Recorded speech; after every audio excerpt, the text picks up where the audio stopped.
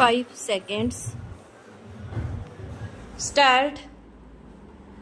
अध्यक्ष महोदय, मैं कल कह रहा था कि वित्त मंत्री जी ने जिस संदर्भ में यह बजट प्रस्तुत किया है और जिन परिस्थितियों की पृष्ठभूमि में वित्त मंत्री का भार संभाला है, उस दृष्टिकोण से यदि इस बजट को देखें तो हम इस परिणाम पर पहुंचेंगे कि वित्त मंत्री जी ने निश्चित तौर पर ऐसा काम किया है जिसके लिए वे धन्यवाद के पात्र हैं।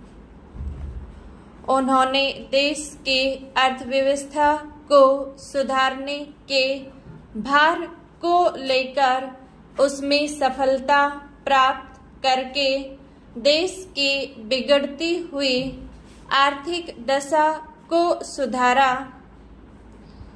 पिछले वर्ष देश का उत्पादन बढ़ा है, उद्योगों में सुधार हुआ है, कीमतों में सुधार आया है, हमारा आयात कम हुआ है और निर्यात बढ़ा है।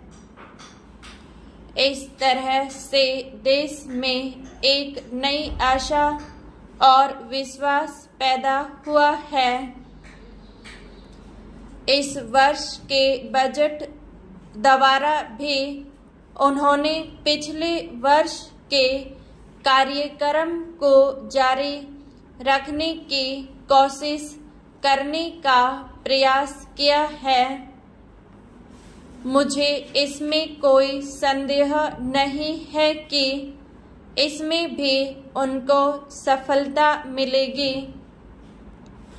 उन्होंने देश के आयात निर्यात के बारे में जो कदम उठाए हैं उनसे निश्चय ही हमारे विदेशी व्यापार का संतुलन सुधरेगा।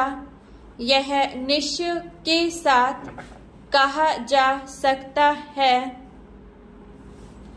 मैं वित्त मंत्री के लक्ष्यों व कर नीति का आम तौर पर स्वागत करता हूँ।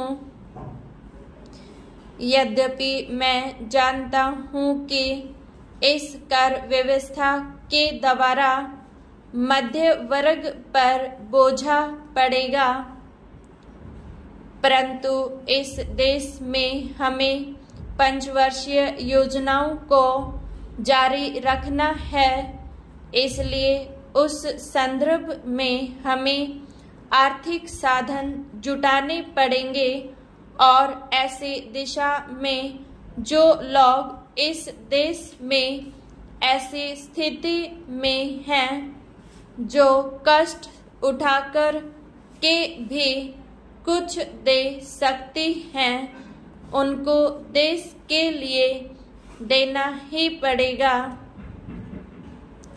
इसलिए वित्त मंत्री जी के इन कदमों का भी मैं स्वागत करता हूँ, परंतु साथ ही साथ मैं नम्रता पूर्वक यह अवश्य कहना चाहता हूँ कि वित्त मंत्री महोदय ने किसानों पर जो भी नए कर लगाए हैं उनके ऊपर वे फिर सोचे। मेरी मान्यता के अनुसार वित्त मंत्री द्वारा खाद पर जो कर लगाया गया है, जो शुल्क लगाया गया है, वह एक ऐसा कार्य है जिससे इस देश का विकास रुकने वाला है। उन्होंने अपने बजट भाषण की भूमिका में कृषि संबंधी कच्चे माल के उत्पादन के लिए पूंजी लगाने की आवश्यकता पर जोर दिया है। उनकी स्वयं की यह मान्यता है कि कृषि का उत्पादन बढ़ाना बहुत आवश्यक है।